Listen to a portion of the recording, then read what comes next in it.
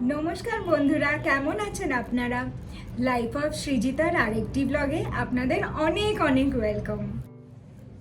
আপনাদের সকলকে জানাই হ্যাপি নিউ ইয়ার, শুভ নববর্ষ। বড়দের আমাদের প্রণাম আমার আর উৎসবের তরফ থেকে, আর ছোটদের অনেক অনেক ভালোবাসা। আপনাদের সাথে অনেক দিন পর আবার দেখা হচ্ছে। নতুন বছরও শুরু হয়ে গেল। আজকে 2 জানুয়ারি 2026।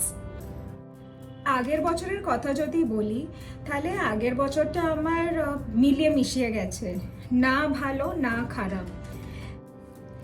আগের বছরে যেমনি ভালোটা খুবই ভালো ছিল, কিন্তু যদি আমি নেগেটিভের দিকে যাই তাহলে কিন্তু খারাপ দিকগুলো অত্যন্ত খারাপ গেছে। মা বাবাদের শরীর খারাপ, দুই মা বাবাদেরই কথা বলছি, শরীর খারাপ হলো, তারপর কিছু না কিছু লেগেই ছিল।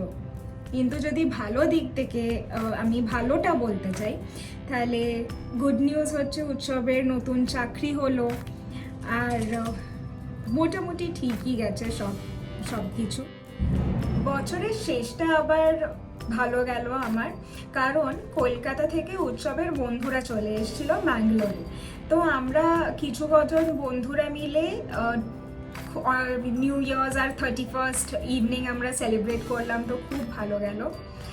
আর এখন আমরা পা দিয়েছি 2026, আজকে দ্বিতীয় দিন, নতুন বছরের শুরু। তো দেখি, মানে পজিটিভ ফিলিং নিয়েই আমি এগোচ্ছি। তো ফিঙ্গার্স ক্রসড, হোপফুলি সব কিছু ভালো যাবে। সবাইকে আমি প্রে করছি যাতে সবাই ভালো থাকুক, সবার হেলথ ভালো থাকুক, both physical, mental and physiological. আগের বছর 31st এবং 1st আমরা কাটিয়েছিলাম, ইভেন ক্রিসমাস আমরা কাটিয়েছিলাম কলকাতায়। কিন্তু এইবারে আমি ফার্স্ট টাইম আমার মা বাবা থেকে দূরে, আর ইনফ্যাক্ট উৎসবও নিজের মা বাবার থেকে দূরে, মানে আমরা দুজনেই আমাদের পরিবার, আমাদের মা বাবার থেকে দূরে ব্যাঙ্গালোরে নিজেদের বন্ধু বান্ধবদের সাথে কাটালাম। তো এই বছরটা একটা অন্য ধরনেরই নিউ ইয়ার্স ছিল। আমি যেহেতু সিঙ্গেল চাইল্ড, তো আমি কোনোদিনও ভাবতে পারিনি যে আমি কলকাতা ছেড়ে অন্য জায়গায় এরকম স্পেশাল অকেশন কাটাতে পারবো। কিন্তু ট্রাস্ট মি, এই যে ব্যাঙ্গালোরে এসে আমি যে ফার্স্ট টাইম এরকম কিছু দুখানা স্পেশাল অকেশন কাটালাম, ইনফ্যাক্ট 3খানা। দুর্গাপুজো আমার জন্য খুবই স্পেশাল, ওটা কাটালাম, তারপর ক্রিসমাস, তারপর নিউ ইয়ার্স। আমার কিন্তু খুবই ভাল লাগলো। আর সবাই, আমাদের বন্ধু বান্ধবরা এবং উৎসব সবাই এত ভালো, এত ওয়ার্ম যে ওই আমি যে নিজের ফ্যামিলির সাথে নেই প্রেজেন্টলি, সেটা মনে হয়নি। আমার তো মনে হলো যে আমার বন্ধুরাই যেন ফ্যামিলির মতনই আমাকে আগলে রেখেছিল। নিউ ইয়ার্স রেজলিউশন বলে তো আমার কিছু নেই, কারণ আমি যতবারই নিউ ইয়ার্স রেজলিউশন নেবার চেষ্টা করেছি সেটাকে একদম ফুলফিল করতে পারিনি। সবসময় আমার সেটা কিছু না কিছুভাবে ওটা ব্রেক হয়ে যায়। তো এইবারে আমি ভেবেছি আমি কিচ্ছু নিউ ইয়ার্স রেজলিউশন, কোনো প্রমিস কিচ্ছু করব না। যেরকম দিন যাবে I will go with the flow and let's see what happens.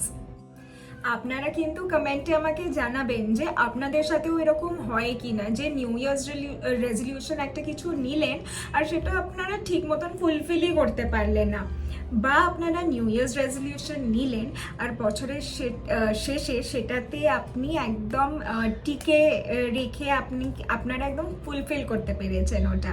আমাকে কিন্তু কমেন্টে অবশ্যই জানাবেন। আপনাদের 2025 কেমন গেল সেটা কিন্তু আমাকে বলবেন। আমি কিন্তু আগ্রহে বসে আছি আপনাদের জন্য, আপনাদের লাইফ স্টোরি জানার জন্য।